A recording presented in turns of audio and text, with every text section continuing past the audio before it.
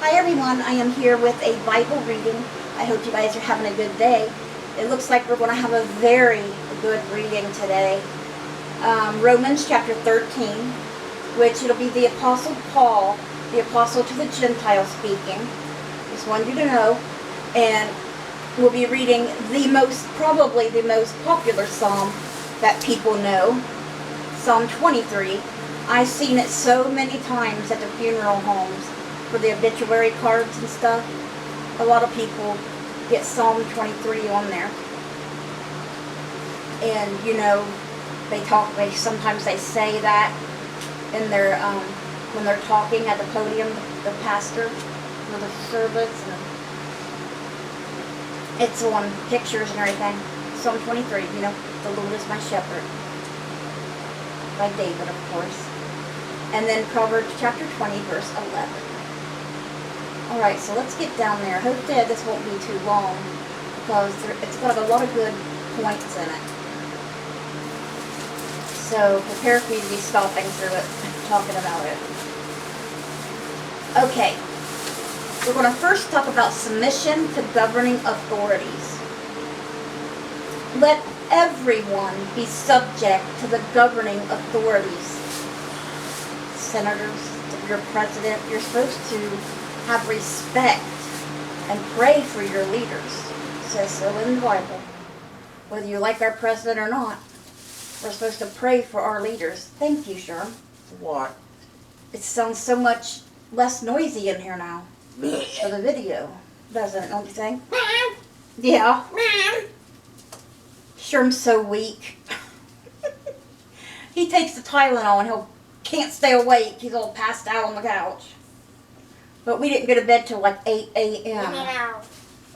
We had a lot to do and couldn't sleep, Okay, so let everyone be subject to the governing authorities, for there is no authority except that which God has established. The authorities that exist have been established by God.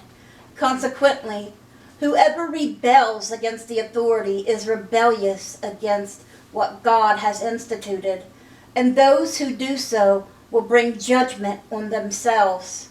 For we'll all be judged for the good and bad that we do. In front of everyone. You cannot hide nothing from God. You may have murdered somebody and convinced everybody else that you're an innocent person doing everything you can to help. But God knows you're the murderer the whole time. You can't hide nothing from Him. That's just an example. Okay. And those who do so will bring judgment on themselves. For rulers hold no terror for those who do right. If you do right, most of the times, you're fine. You won't get in trouble, and God will be pleased with you. But if you do what's wrong, especially intentionally, God's not going to like that, and neither are the authorities. But for those who do wrong, do you want to be free from fear of the one in authority? Then do what is right, and you will be commended. For the one in authority is God's servant for your good. But if you do wrong, be afraid, for rulers do not bear the sword for no reason. And I tell you that, back in the day, when they had like King Henry Tudor and in Rome, and the Roman people that carried around swords, the soldiers, just in the neighborhoods. Let's say even a child, I would say, not a little dinky baby, but you know how they treated kids mainly like adults back then, making them have a job and all that. Anyway, no matter what your age there, probably, except for very young, if you would have stole something, they would cut your hand off right there with the sword in front of everyone. They would cut your hand off because you used your hand to steal. They will cut it off. If you committed blasphemy, said things you wasn't supposed to say, they'd cut your tongue out. Just look it up, do some research on it. But I watch documentaries all the time, and I've seen it. Okay, so they really judged with the sword back then. They are God's servants, agents of wrath to bring punishment on the wrongdoer.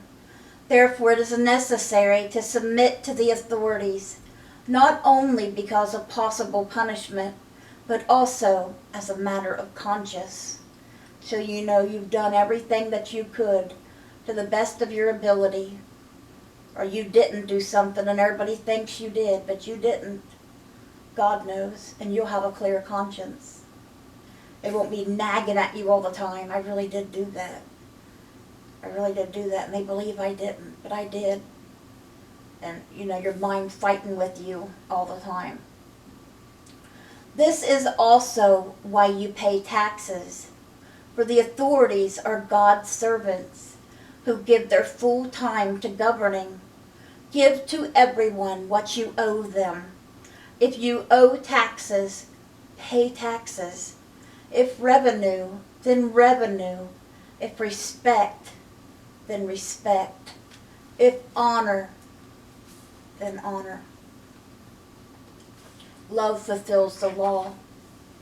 Let no debt, listen to this, let no debt remain outstanding except the continuing debt to love one another. For whoever loves others has fulfilled the law. That's all what Jesus preached about God, about love, love, love. Everything's about love. Treat your neighbor as yourself. The commandments: you shall not commit adultery, you shall not murder, you shall not steal, you shall not covet, and whatever other command there may be, are summed up in this one command: love your neighbor as yourself. Love does no harm to a neighbor, therefore love is the fulfillment of the law. And ending Romans here today with the day is near. And do this, understanding the present time, the hour has already come for you to wake up from your slumber, because our salvation is nearer now than when we first believed. The night is nearly over, the day is almost here. So let us put aside the deeds of darkness and put on the armor of light. Let us behave decently as the daytime, not in carousing and drunkenness, not in sexual immorality and debauchery, not in dissension and jealousy. Rather clothe yourself with the Lord Jesus Christ, and do not think about how to gratify the desires of the flesh.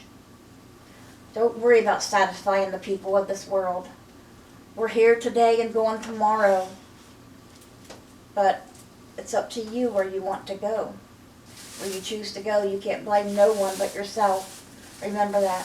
And you could die right now watching this video. You never have a certain time like people always think. Anything could happen any day, no matter how old you are. The first funeral I went to, I was a child. And it was one of our childhood friends that we played with. We went and seen her. Open casket and everything. She died of leukemia.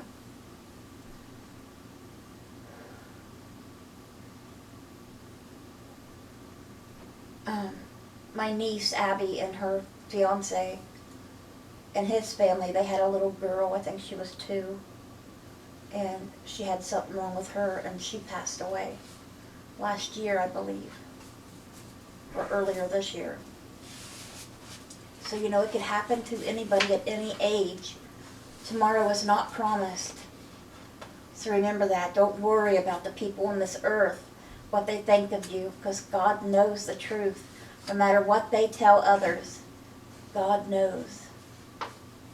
So don't worry so much. Just smile when they say that and know I'm going to hold my head high, because I've done no wrong and God knows it. One day they'll see. All right, so that's where we're stopping with Romans today. And now we are going to Psalm 23, a Psalm of David. He writes such beautiful psalms. Like, how could he think of the words like that to say? I mean, they're just so beautiful and intelligent, and you can feel it coming out of his heart. The Lord is my shepherd, I lack nothing. He makes me lie down in green pastures. He leads me beside quiet waters. He refreshes my soul. He guides me along the right paths for his name's sake. Even though I walk through the valley, the darkest valley, I will fear no evil, for you are with me. Your rod and your staff, they comfort me. You prepare a table before me in the presence of my enemies. You anoint my head with oil, my cup overflows. Surely your goodness and love will follow me all the days of my life, and I will dwell in the house of the Lord forever.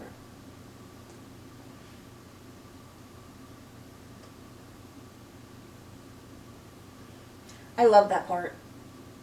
The last part's my favorite. Surely your goodness and love will follow me all the days of my life, and I will dwell in the house of the Lord forever. My favorite part. I love it. Can you imagine being with the Lord forever? Nothing but love in heaven. Nothing but love from Jesus and God. Nothing but love. But with Satan, you get hell, fire, torment. Being tormented every single day, every minute, for eternity. Okay, now ending today's Bible reading is Proverbs chapter 20, verse 11.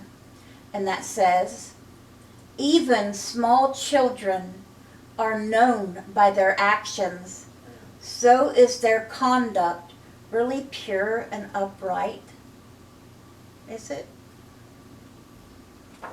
Children,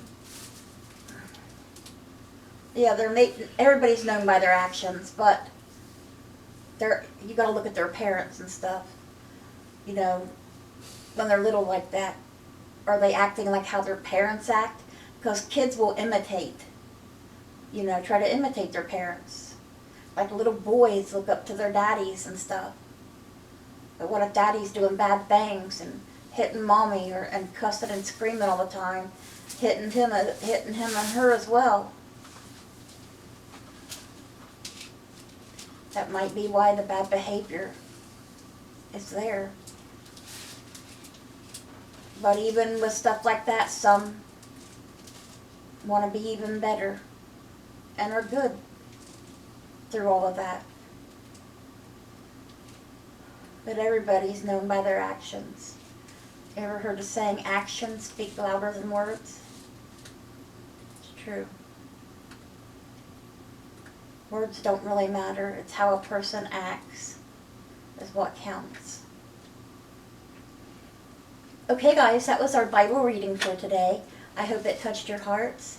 I hope you guys have a great rest of your day. Please keep Sherm and Layla in your prayers. And God willing, we'll see you guys again tomorrow with another Bible reading. Bye, guys. God bless.